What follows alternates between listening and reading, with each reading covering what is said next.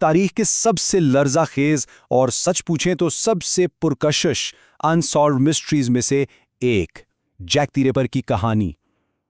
तो चलें वक्त में पीछे चलते हैं उन गलियों में जहां एक नामालूम कातिल ने लंदन को हमेशा के लिए बदल कर रख दिया था।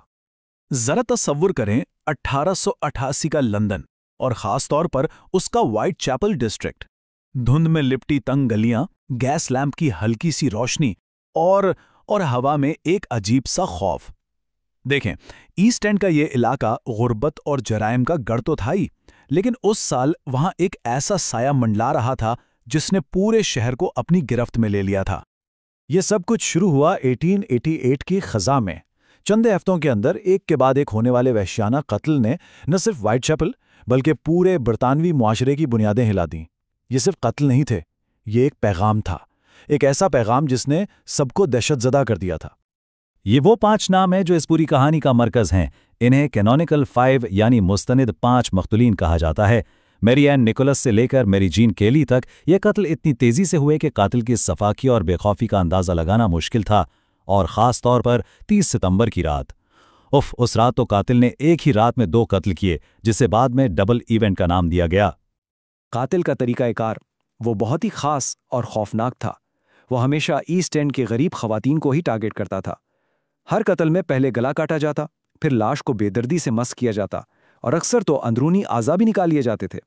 इस काम में इतनी महारत नजर आती थी कि तफ्तीशकारों को भी शक होने लगा कि कातिल को इंसानी जिस्म की साख्त का पूरा इल्म है, यानी हो सकता है वो कोई डॉक्टर, सर्जन या फिर कोई कसाई हो। लेकिन कातिल सिर्फ अंधेरे में छुपकर वार नहीं कर रहा था। नहीं, उसने एक ऐसा कदम उठाया जिसने उसे एक गुमनाम मुजरिम से एक लेजेंड बना दिया। उसने पुलिस और प्रेस से राब्ता करना शुरू कर दिया और खुद को एक ऐसा नाम दिया जो तारीख में हमेशा के लिए अमर हो गया।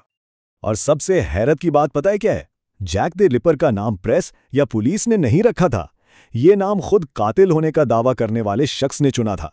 डियर बॉस नामी एक खत में उसने पहली बार खुद को जैक द रिपर कहा, और बस यही नाम तारीख में हमेशा के लिए चिपक गया। जरा इस खत के लहजे पे गौर करें। यह सिर्फ एक एतराफ़े जुर्म नहीं, बल्कि एक तंज है, एक खुली धमकी है। कातिल सीधा सीधा पुलिस को चैलेंज कर रहा था, जिसकी वजह से अवाम में खौफ और भी बढ़ गया। ये इसकी बेबाकी की एक वाज़ेह मिसाल थी। अच्छा, पुलिस और अखबारात को सैकड़ों खत मिल रहे थे, और इनमें से ज्यादातर तो जाली ही थे, लेकिन ये 3 सबसे मशहूर हैं। सासी जैकी पोस्ट कार्ड और ख़ास तौर पर फ्रॉम हेल खत, जो इंसानी गुर्दे के एक हिस्से के साथ भेजा गया था, उसने तो मामले को और भी पुरअसरार और खौफनाक बना दिया। अब ये असली थे या नहीं, ये अलग बहस है, लेकिन इन्होंने अवाम में दहशत फैलाने में बहुत बड़ा किरदार अदा किया। तो सवाल यह है कि इस भूत को पकड़ने के लिए कोशिशें कैसी रहीं? व्हाइट चैपल के कातिल को ढूंढने के लिए पुलिस ने एक बहुत बड़ी मुहिम चलाई, लेकिन आखिरकार ये कोशिशें नाकाम क्यों हुईं? इस तफ्तीश की एक बहुत बड़ी कमजोरी ये थी कि 2 अलग अलग पुलिस फोर्सेस इस पर काम कर रही थी। ज्यादातर कत्ल मेट्रोपॉलिटन पुलिस के इलाके में हुए, लेकिन कैथरीन एडवर्ड्स का कत्ल सिटी ऑफ लंदन की हुदूद में हुआ। इन दोनों फोर्सेस के दरमियान राब्ते की कमी ने तफ्तीश को बहुत बुरी तरह से मुतासिर किया। वैसे ये केस कई हवालों से अहम भी था। ये उन पहले केसेस में से था जहां क्रिमिनल प्रोफाइलिंग का इस्तेमाल किया गया। पुलिस ने अवाम से भी मदद की अपील की और मीडिया ने भी इससे खूब कवरेज दी। लेकिन मसला ये था कि उस जमाने की टेक्नोलॉजी बहुत महदूद थी। ना फिंगरप्रिंट्स थे, ना डीएनए था, और ना ही कोई ऐसा ऐनी शायद था जो कातिल का हुलिया ठीक से बता पाता। कातिल तो कभी पकड़ा नहीं गया, लेकिन इसकी वो तलाश कभी खत्म नहीं हुई। इसके बाद कई दहाइयों तक मुश्तबा अफराद की एक लंबी फहरिस्त बनती और बिगड़ती रही। ये एक ही नंबर इस केस की पेचीदगी बताने के लिए काफ़ी है। 100 से भी ज़्यादा अफराद पर जैक द रिपर होने का शक किया गया। उनमें डॉक्टर्स थे, कसाई थे, आम शहरी थे, यहाँ तक कि शाही खानदान के लोगों पर भी उंगलियां उठाई गईं। इन सब में से 2 नाम सबसे ज्यादा मशहूर हुए। एक मॉन्टेगो जॉन ड्रॉयट, जिसने आखिरी कत्ल के बाद खुदकुशी कर ली थी, और दूसरा एरन कुस्मिंस्की, जिससे आजकल के डीएनए शवाहिद को जोड़ा जाता है। लेकिन सच ये है कि हर थियरी के खिलाफ मजबूत दलाइल भी मौजूद हैं। हकीकत तो यह है कि किसी भी मुश्तबा शख्स के खिलाफ कोई ठोस सबूत आज तक नहीं मिल सका।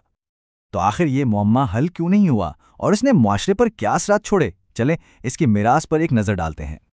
इसके हल ना होने की दरअसल 3 बड़ी वजूहात थीं।